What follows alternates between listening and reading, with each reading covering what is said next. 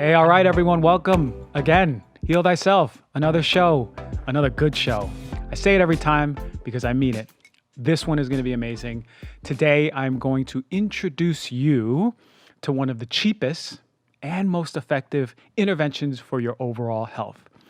Additionally, we're going to go into a good product review, one of my favorite foods, and then I have an awesome rapid fire Q&A, which was submitted through Instagram by all of you. So what an amazing show we got at hand.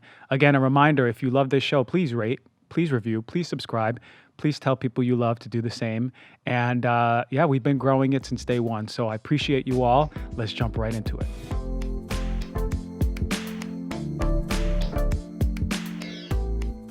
Man, I have been waiting to talk about this topic since really the beginning show I've done. But I wanted to wait a little bit, get everything simmering, let it marinate so you all are open to this hippie stuff, because this hippie stuff actually has some science behind it. You know, I did a meditation show and that's caught on, but I really think that grounding, earthing is the next major movement. It is so powerful. There is true science behind it, and we don't even know how expansive its therapeutic effects are, okay? So grounding and earthing is as natural as nature, right? What is it? It's basically when we take off our shoes and put our feet on a conductive surface, either grass, sand, water, other surfaces, wherever it is where we're connecting to earth. Why is it significant? Or even better, how does it work? Well, one, we're energetic beings. We know that, right? We're not made of mass. We're made of energy. And really what puts a stop to our hands thinking that we're touching mass, it's not that, we're being repelled by energy. So the illusion of mass is there, right? We think we're material beings, but really we are energetic beings at our core. Well, so is Earth. And Earth provides us with this vast array of electrons. The surface of the Earth is coated with an infinite amount of electrons. And that electrical impulse interacts with our electrical state and it creates miracles. It is so beautiful how integrated we are with nature. And it's so disheartening how disconnected we are with nature, especially about something as simple and cheap as this. So evolutionarily, think about it. You think we had those nice Reebok shoes, those nice Nike shoes, those nice Lululemon shoes? Do they even make shoes? I don't know. But regardless, we now have these things on our feet that are adding insulation and blocking out that connection, right? But evolutionarily, we were walking around barefoot, or we had animal hides or something, shoes. We were sleeping on the floor, or we were sleeping on animal hides. We had much deeper connection to that wave, that ocean of electrons. So it's kind of interesting when I heard about this. I said, I heard about it in actually med school, and I go, that's so cool hippie stuff, you know? And I went to school in Connecticut, so I go, let me give it a try. And I did. I gave it a try for quite a while, but it was in the winter, and I just gave up because it was cold and it was freezing, and I wasn't waking up at 7 a.m. before school every morning barefoot like a crazy man in the middle of the Connecticut highway. So regardless, but I really want to go into a few things. So there was a Nobel Prize winner. His name is Richard Feynman, and he's an electromagnetic expert. And he says that when the body potential is the same as the Earth's potential, right? When it balances out, and when we're grounded, it becomes an extension of the Earth's gigantic electric system. That's so impressive to hear, right? That the beauty of that is that we are part of Earth just by when we take off our shoes. So grounding eliminates this ambient electromagnetic pollution. So we're here and we're worried about EMFs. And trust me, I have a show on EMFs coming up. I'm just waiting on the expert to come in as a guest. But EMFs are really a major, true issue. But what is our number one defense against it? Taking off our shoes and going outside. Why? Because grounding eliminates that ambient electromagnetic pollution, as I said. So one author said, the body of grounded person is not subject to the perturbation of electrons and electrical systems, meaning we are not being affected by those things. Amazing stuff, incredible stuff, really encouraging stuff too. So multiple studies on it, right? You go on, and there's an array of small studies to well-designed ones, actually. But this is environmental medicine at its best. The Earth is covered, as I said, with these negative electrons, and that's a fact. We know that, and it's expansive and continuous, as I mentioned. And this is nature's intelligence. So some folks believe that this severing of our connection to these vast array of electrons is a really main driver of disease that we see. A main driver. Could it be so simple that we just have to take off our shoes, get closer to nature, and reduce our incidence of disease? Listen, I'm not saying yes, I'm not saying no. I'm saying it's really intriguing and I'm saying it's really cheap. So why not listen? All right. So the possible mechanism that we see. So, like I said, we have an electric potential that interacts with the earth and it creates an electrical shift throughout the whole body, improving all of our systems and normalizing function.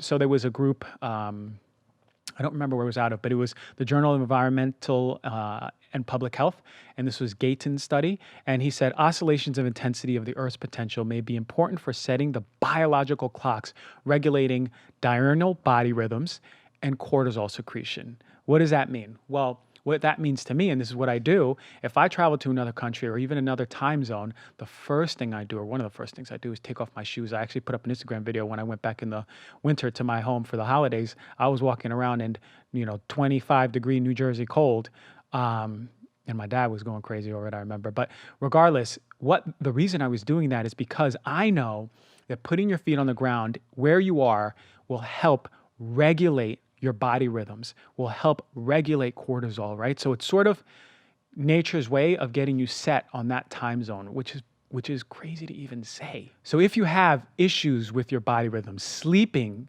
number one of the main things you need to be doing is the minute you wake up, opening the blinds, letting the sun hit you, going outside, taking off your shoes, walking around for 15 minutes, breathing, go back inside, and then do the same at night.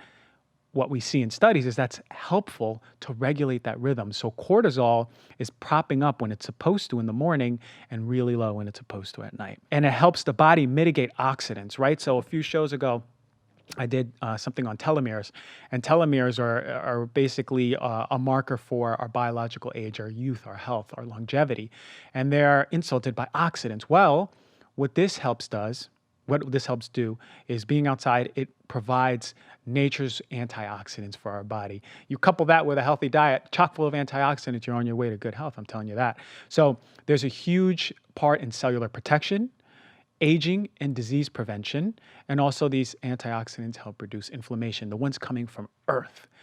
So there's multiple studies. Let me tell you one. There's a small one, which was really intriguing. It was about 60 people, and this was back in 2000, and it showed improvements in sleep, as I mentioned, right? But what they used actually was a conductive fiber mattress. I think it was a carbon fiber mattress, and that was grounded with a wire outside of the bedroom window to the ground.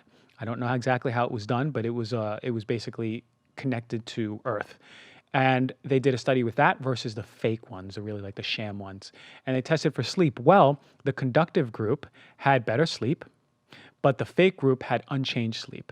And there was also, so to break it down, there was 85% improvement in time to fall asleep, 93% improvement in quality of sleep, 100% improvement on feeling rested in the morning, 82% improvement on muscle stiffness and joint pain, and 74% improvement on chronic back and joint pain.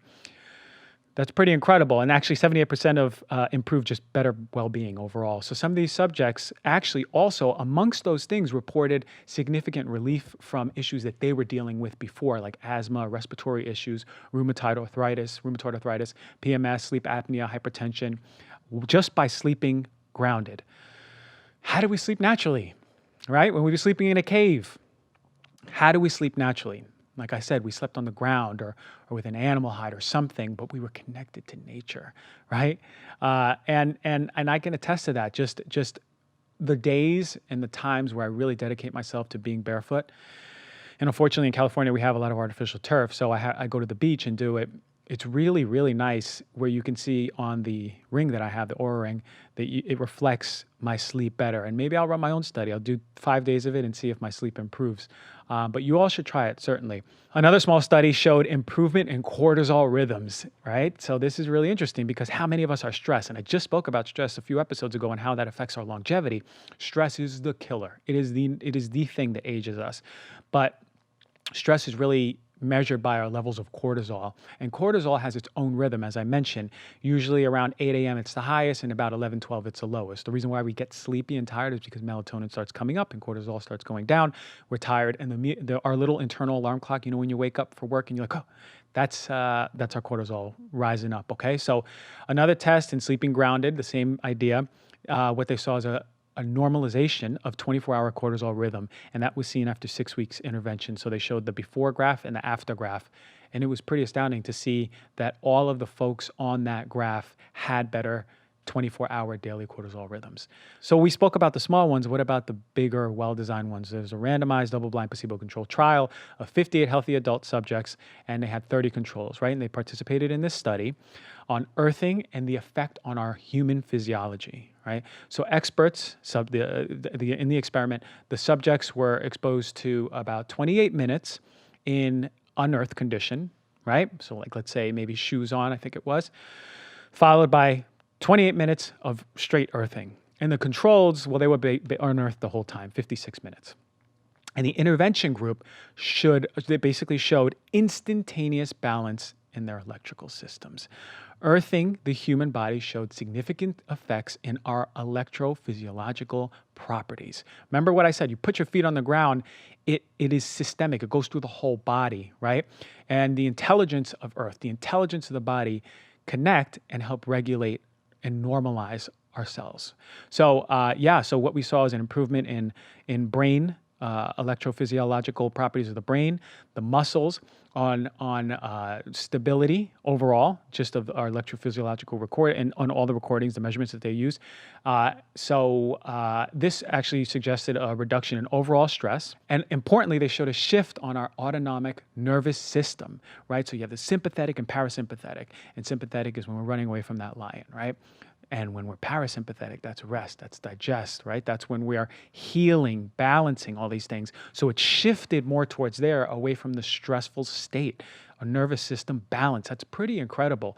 So this is meaning that, again, it's balancing our nervous system, and sympathetic overdrive or sympathetic dominant people on the nervous system are really pushing more towards disease pathology. So what an amazing thing that it can do in such a cheap intervention. So another double-blind placebo-controlled study showed an improvement of heart rate variability, which is another measure of how the heart responds to this type of stress. Other studies, beautiful stuff, they also show reductions in indicators for osteoporosis, glucose regulation, immune response, improved parameters for our blood health, like white blood cells and red blood cells both together. Then we had another double-blind placebo-controlled study that showed there was rapid activation, again, of the parasympathetic system. Like literally, the moment you start grounding, you see that shift in the nervous system. Like I don't know anything outside of meditation that can do something like this. So amongst all this, we also have some other really good studies. It's implicated in the improvement of pain and delayed onset muscle soreness. So this is for folks who are really working out, athletes out there.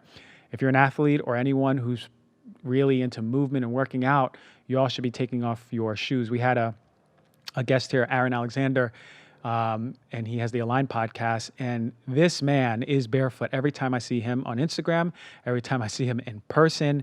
And then I remember I sent him this study earlier today about delayed onset muscle soreness, and he said he already knew it, he was on it. So he's really pushing this barefoot movement, but we all should be, actually.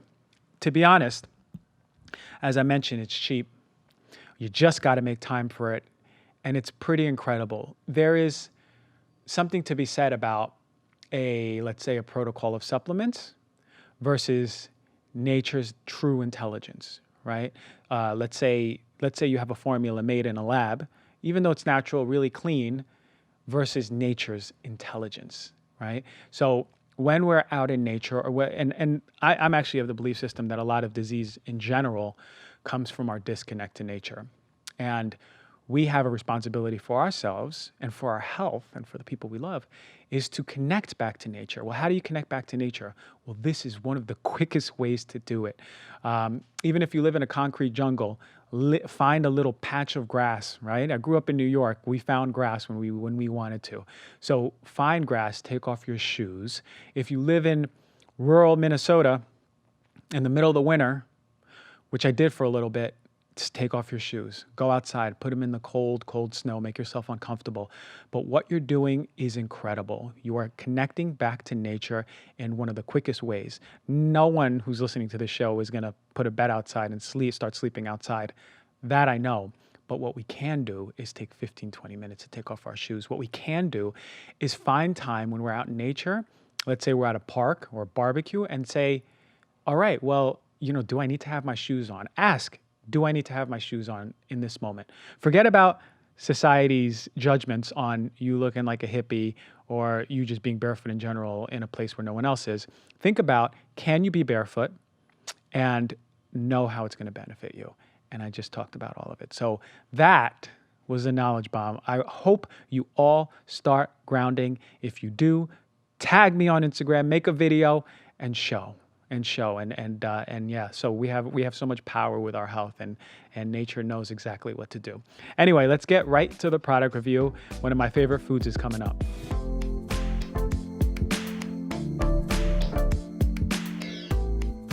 All right, product review time. All right, so I brought in it's straight from my fridge actually, and to be honest, I ate half of them already. Blueberries. How can I not talk about blueberries? Blueberries are so powerful. They're great for the brain. They're great for our cardiometabolic health. They're potent in antioxidants. They're great for our heart. They're great for cholesterol. They're just amazing. And who doesn't love blueberries? I don't know if I've ever met anyone who doesn't love blueberries. Regardless, there's something to be said about getting organic blueberries versus conventional ones. If you're buying conventional ones, this is as per the United States Department of Agriculture, the conventional ones can hold up to 50 pesticide residues that, as I mentioned, and I speak a lot about pesticides and herbicides, insecticides, etc., can lend to inflammation in the body, gut dysfunction, affects our nerves, affects our brain, our reproductive system, affects pregnant women, affects children. So especially in the case of blueberries, we need to make that intervention, put a little bit more money and buy them organic. So in the environmental working group, which comes out with the Clean 15 and Dirty Dozen being the produce that needs to be organic, blueberries was actually a few years ago #1 for quite a while. Now it's strawberries, and blueberries went down to number 17, I think, 17 or 20. Regardless, I'll still buy them organic. This one is by Greenbell. I do wish that these fresh blueberries were not in plastic, mostly because of the environmental exposure, but also the contact with plastic. But it is, So what we can do really is the other choice is to buy wild blueberries, and you can get those frozen. Most of the time they're frozen. I think 1% of all wild blueberry production is fresh. The rest are frozen, and these are not actively sprayed with pesticides. They have a little bit less sugar than the guys I have here. They have, in general, more antioxidants. The one by Wyman's. The one by Wyman's is grown in permaculture, so they're not going to the woods and picking it from shrubs, but it's grown in permaculture, which is sort of like holistic farming, you can say. And they say they use, if they need to, organic pesticides. So you can call that company and find out more if you do use Wyman's. But regardless, as per the USDA, for conventional, usually fresh, let's say if you're buying, you go, all right, I'm listening to this, and instead I'm never buying organic blueberries. I don't want to. I'm boycotting everything Dr. Gonzalez says, but I do love blueberries.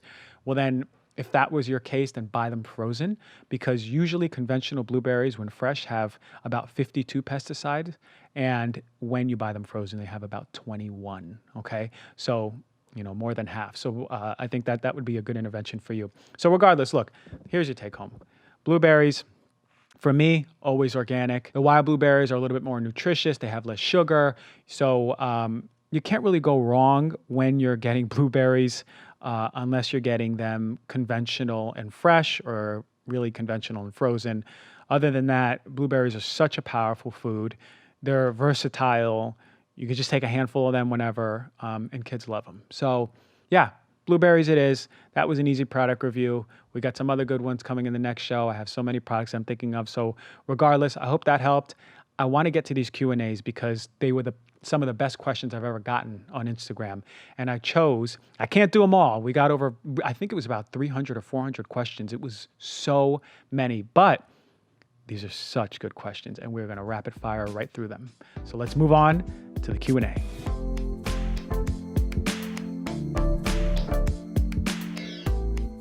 All right, today we don't have a special guest. You just have me, and I think I'm a little bit special, right?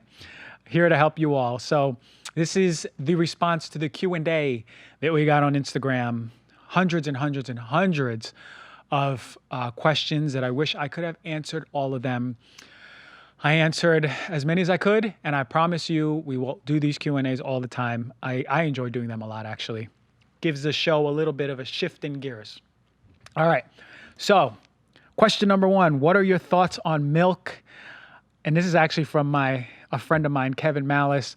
He is a former NFL football player and a fellow Rutgers Scarlet Knight. So he was out here and we had a conversation about dairy, and he is an avid dairy drinker, and he wants to be on this show and have a debate with me, all based on his just passion for dairy with no science, and that's great. But Kevin Malice and everyone else who's interested in this question, I will tell you, dairy is terrible. I am not a fan at all. We have to think about one thing. We are the only species that actively drinks the growth fluid of another species. Pretty incredible. Milk is made of water, lactose, fat, protein, vitamins, and minerals. Beautiful. It's also made of antibiotics, hormones, saturated fat, one of the main sources of saturated fat in our whole diet. Really high too. So what's in milk? Water, lactose, fat, protein, vitamins, minerals. Awesome. Macroscopically, awesome. Microscopically, great on paper. Then we see it has antibiotics. It's got some hormones, saturated fat, the number one source of saturated fat in our diet, inflammatory proteins, environmental toxins. The calcium myth, my friend Kevin and everyone else, is one of the biggest myths in nutrition. And we've been fooled by the dairy industry. It's fooled dietitians, doctors, nutritionists, the general public for many, many years with incredible deep pockets in marketing. It's a $36 billion industry. The influence over the food pyramid and the My Plate has all been from dairy lobbying. And if you actually research the people who are making decisions, the scientists on board who make the My Plate decisions, research their ties to the dairy industry. You're going to be pretty shocked. Just do it yourself. They also have known to influence and donate to American Society of Nutrition, which is in charge of the American Journal of Clinical Nutrition Journal, which really pushes a lot of these food recommendations to the medical community, and the Academy of Nutrition and Dietetics, which is the largest organization for nutritional professionals. The Academy of Nutrition and Dietetics has been under scrutiny and controversies in so many years after just continuously receiving money from big industry and then reflecting their talks and their recommendations based on that big industry. It doesn't take a nutrition professional to be like, what the hell? Why are they recommending this? Academy of Nutrition and Dietetics, we got smarter, so you got to stop. Tofu has the same amount of calcium absorption as milk. Leafy greens have more calcium absorption as milk. The connection between calcium and bone is poor, and the connection between dairy consumption and bone is almost non-existent. I'll repeat that. The connection between dairy consumption and bone health and bone strength is almost non-existent. I should not hear about anything that has to do with calcium and dairy ever again based on a science approach. So this is the best study you're going to get. Nature is the best study. This is what Dr. Milton Mills, a friend of mine, had told me. Nature is the best study. Pay attention to what's happening in nature, and you don't need to do a study because nature is a million for a million when it comes to teaching us about ourselves.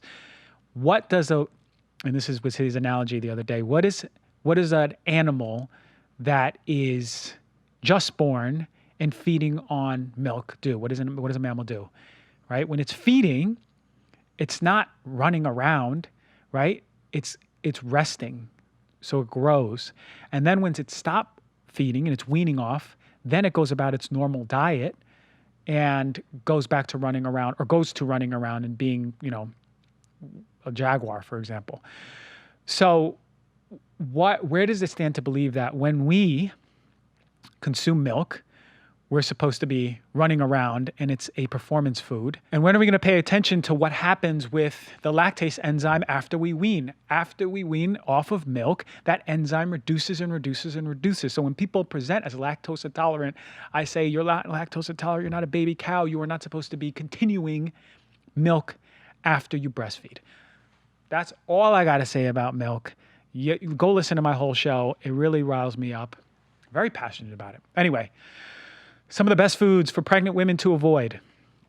Processed foods, of course, conventional foods, high GMO foods, high sugar foods, colorings, flavorings. Stick with whole foods, stick with plant-based, get away from standard American diet. And really important to know, like the back of your hand, what foods are high in heavy metals, particularly lead, mercury, cadmium, and arsenic, as well as others, but those have been shown to pass through the placenta. And if there is a predisposition in your child, sometimes these heavy metals can epigenetically cause changes to the child such that they may present with cognitive issues. So it starts way before the baby's born. It starts with the husband or the baby's father and the mom. From the get-go, both partners need to be the healthiest they can to ensure the baby's health. How to alkalize your body? You can't.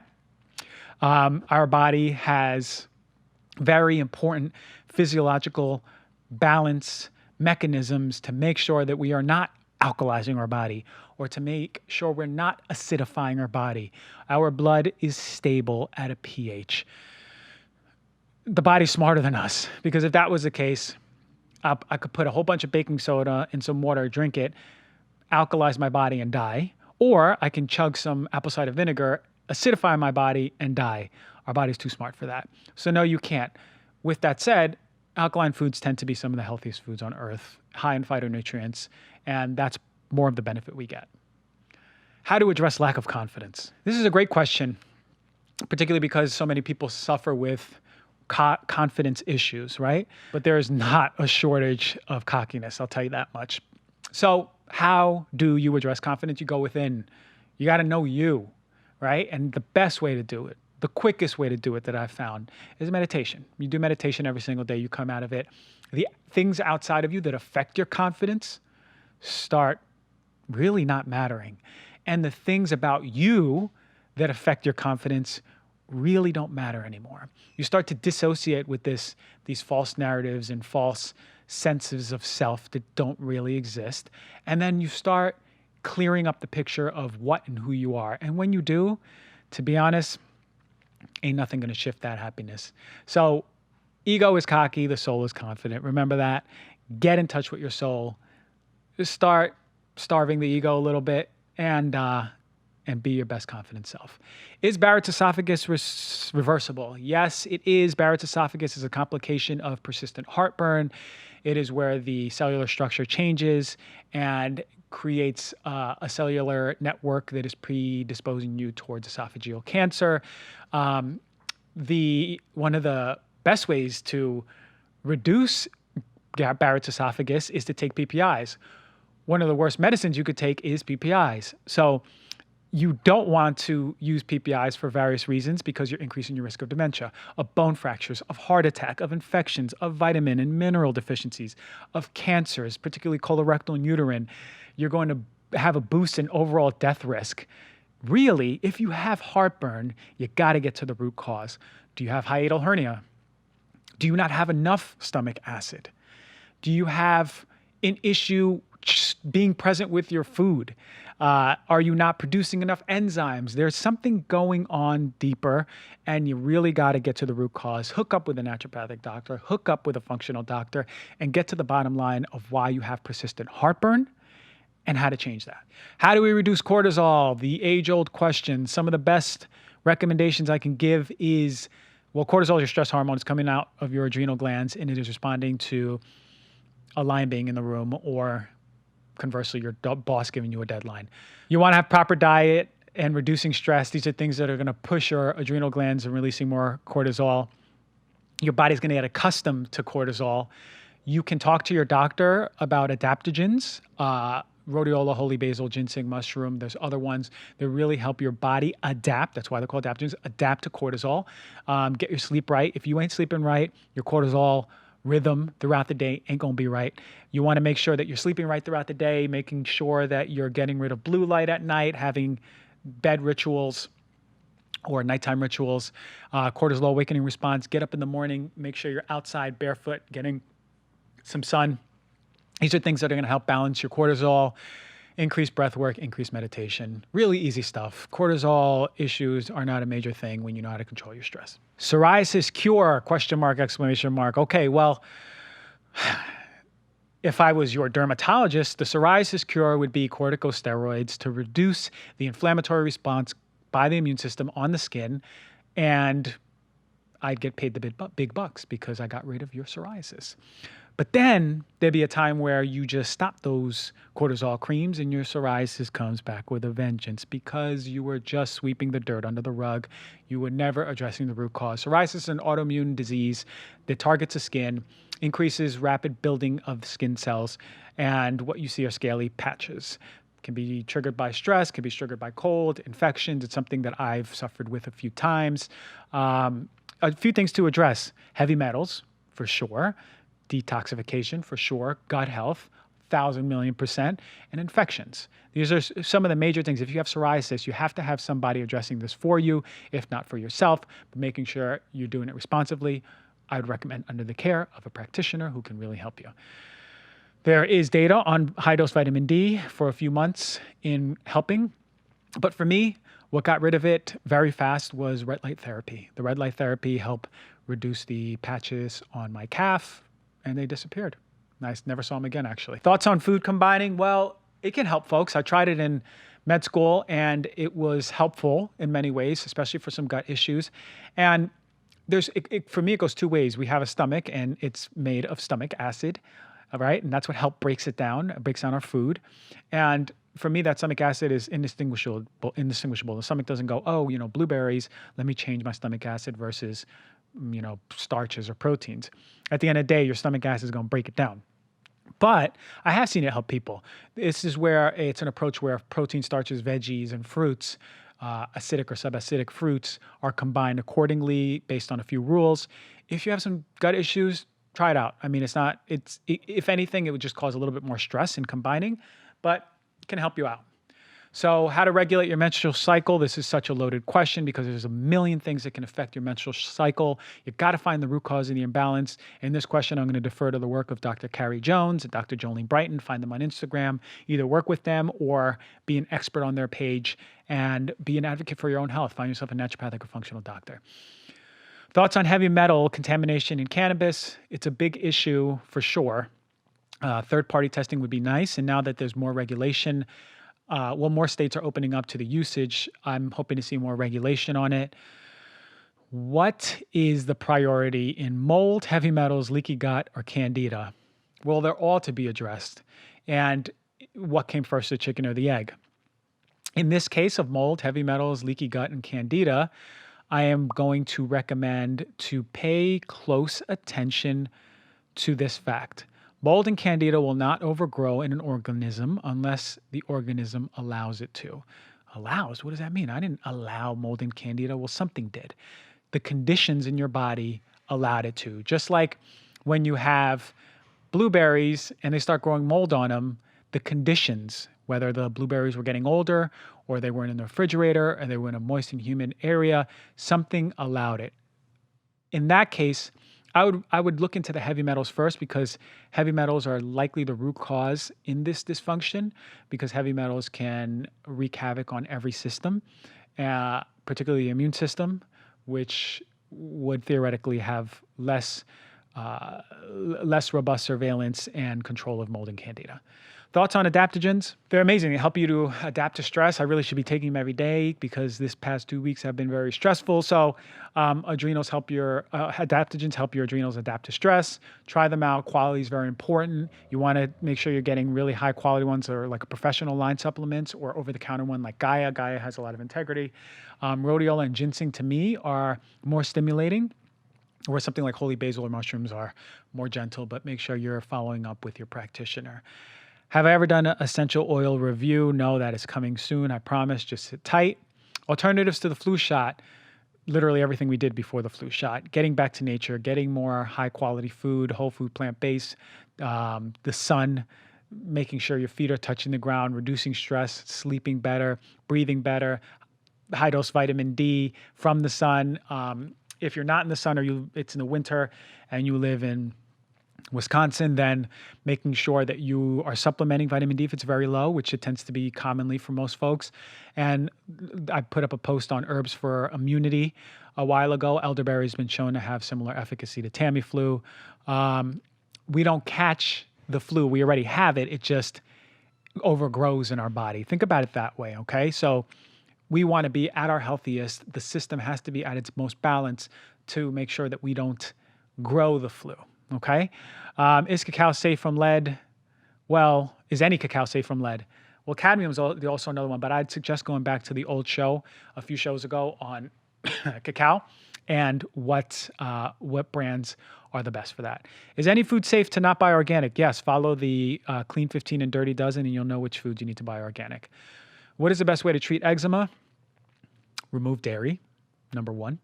Then remove gluten. And there's been studies about high-dose vitamin D. Ask your practitioner. Has Shakeology, Beachbody gotten back to me with the lab results? Boy, oh boy. That must have been the biggest shitstorm of my life, but I loved it. When you call out a company that's not transparent, doesn't have proper certifications, has concerning ingredients, you're going to get some kickback, especially when it's multi-level marketing. I ain't got nothing against multi-level marketing, but I do have something against it when the quality is diluted and there is people taking things just at face value. So don't take everything I say at face value, like the same thing I do for companies, not take them at face value. So with that said, I asked the CEO for a certificate of analysis, nothing. I asked both CEOs, actually. I asked members. I don't think I'm getting anything. They're hiding behind the proprietary badge that they say that it's proprietary and they can't release these because other companies can steal it. It's intellectual property, blah, blah, blah. Heavy metals are not proprietary. I'll say it a million times till I'm blue in the face. Heavy metals are not proprietary. So if ever a company tells you that, you say, I don't believe you. Send over the heavy metals. Ways to help with chronic yeast infections. You have to question why you keep getting chronic yeast infections. Are you on medications that are predisposing you, that are causing gut dysbiosis, antibiotics being the most notorious of all? What about sex, right? That can cause a transient dysbiosis in the vagina. Or are you using spermicide, condoms that can disrupt the gut flora or the flora in the vagina? What about gut health? Are you eating simple sugars, high amounts of sugars, processed food? And herbal suppositories I've seen help at the snap of a finger really well. There's systemic agents. Sometimes I use something called biocidin. Ask your practitioner about it. I'm not recommending it to you all. I'm protecting myself here. What about the perfect bar? What do you think about it, Dr. G? It's imperfect. It's far from perfect because it's got dairy in it. And anything that has dairy in it will not be good for the body. Also, it has the sugar too high and the fiber too low. Are cast iron pans harmful? Do they leach chemicals? Well, I did a show on cookware before, so I'd suggest to start there. Cast iron pans are not known to pass chemicals, but they can leak iron. So iron is not something that you want to be taking every day. So make sure you are checking your blood iron as well as your ferritin and on your yearly exams. And if you have iron overload, you want to know what the symptoms are, like joint pain, fatigue, abdominal pain, and you want to stay away from iron if you have something called hemochromatosis. Thoughts on coffee? Listen to my show. I did a whole show on it. Issues with coffee, how to drink coffee, the best and worst coffee. What about Kangen, Dr. G? Kangen water. Okay. I'm sorry if I excited you if you wanted to hear about this, but I'm saving it for the water show. There's so much. And I want to do it sooner than later, but the water show is a big one. So I want to get the proper amount of research and I want to make sure that it's responsible, my responses. So vegan or healthy low carb with meat. Well, low carb is implying that you've reduced plant-based carbohydrates, which are highly nutritious, important for cardiometabolic health, and most importantly, feeding your gut bacteria. So in that case of what is asked either or, I would absolutely go with the vegan. Does reheating into the microwave reduce food's nutritional value? Yes, both heating and reheating, although not all nutrients, because some nutrients, they fare better in quicker temperatures, although very high. But it's not the same for all. What I would really recommend is cooking your food on low heat. For example, broccoli, you don't want to put it in a microwave because it's going to destroy that enzyme that is giving you the hormone balancing and detoxification effects. Best biohacking routine. I love this question. Be outside as much as you can. Expose yourself to cold when you can. Eat tons of plant-based foods. Sit down when you're eating. Increase blood flow to your stomach by doing so. Exercise daily, move daily, ground yourself, take off your shoes as much as you can, get off your phone, meditate, These are things that were way more important than taking a supplement protocol. I love this biohacking question. Favorite indoor plants for clean air. This is based on the NASA study. The ones that I have are the snake plant, which is really the least amount of care. It's a really good one. I have two or three. Spider plant, Dracaena, and peace lily. Those are the ones that I really like. Weekly shopping list for Dr. G. Well, I don't necessarily have a shopping list. I immediately go to the produce section. I think about colors: red, orange, yellow, green, blue, violet, and I start making sure that I have vegetables and fruits of those colors accordingly. Then I go to the alternative milk section. I'll get me some plant-based milks, and I will go up the chips aisle because my weakness is chips and hummus, and I'll get some chips and hummus. And I'll be sure to go to the frozen aisle too to get some things like peas and maybe sometimes frozen broccoli, but butternut squash, all of those goodies. I try to keep it really simple, and I spend like 100 to 150 maybe on a really, really big week of food. But regardless, the produce section is where you spend your most amount of time. How often does Dr. G drink alcohol? I don't know. There's when it's a special occasion. So once every 2-3 months, we'll say once every 2 months, and never more than a few drinks. Usually it's to indulge in a special occasion rather than to get a buzz. How to prevent cystic acne? Well, number one, eliminate dairy out of your diet, eliminate gluten, fix your gut, poop daily, check your hormones, do a Dutch test, find yourself a naturopathic or functional doctor. How do we protect ourselves from EMFs? Right now, well, there's a few concoctions out there, blocking EMF blockers, pads, clothes.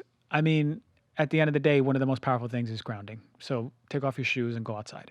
Important supplements for vegans to take: B12, but really all of us are deficient in B12. Many of us, 36% of us, are deficient deficient, whether you're vegan or not. Algae omega is wonderful. High omega foods like chia, hemp, flax, walnut, edamame. I have yet to see a vegan who is deficient in omegas on a nutrient test. And making sure you're getting a balanced diet as a whole. You want to get all the colors of the rainbow, and fruits and vegetables. And sometimes I would recommend liquid minerals sometimes. How to increase testosterone: get off dairy, get off plastic, exercise. And if you get in the sun naked, that's one of the most powerful testosterone inducers that you can be exposed to. NAC versus glutathione. These are two really important nutrients that are important for detoxification.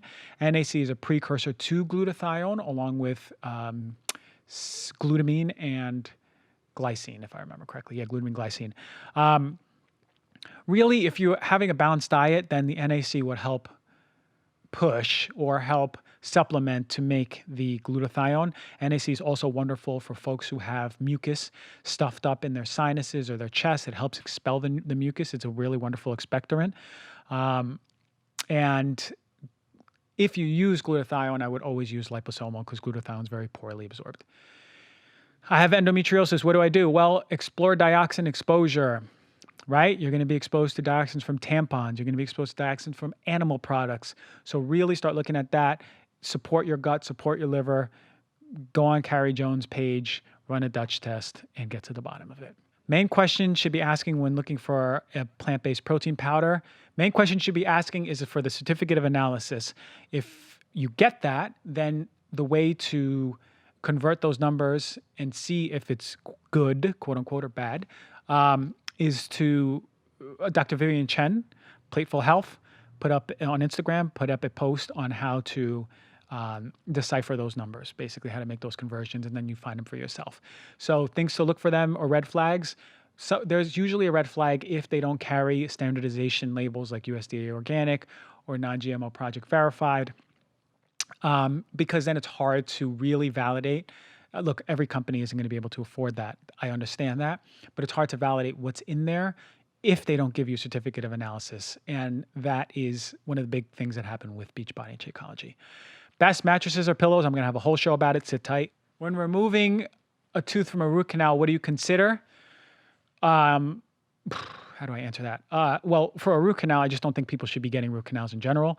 People should be removing the tooth, unfortunately, because there's no there's no way to have a root canal that is sterilized and is not creating the growth of anaerobic bacteria, which can wreak havoc on your immune system and increase inflammation, unfortunately. I hate to say that because people don't want to pull their teeth. I wouldn't either. Dr. Sebi, Alkaline Electric Foods, what do you think about him? I think Dr. Sebi was great. He was promoting plants, and anyone promoting plants to me is exhibiting greatness and understanding of nutrition. On the other side of it is, he really is against hybridized quote unquote foods like broccoli, which when you just look at what broccoli is and how powerful it is, that I don't understand or agree with. But regardless, he's a cool guy. I wish I met him and I would have had him on the show. Is soy good or bad? That is the age-old question. Soy is not going to mess with your hormones, as was believed. Soy actually has the potential to block those receptors of where those real hormone disruptors are binding to. In other words, soy is protecting you from hormone disruption.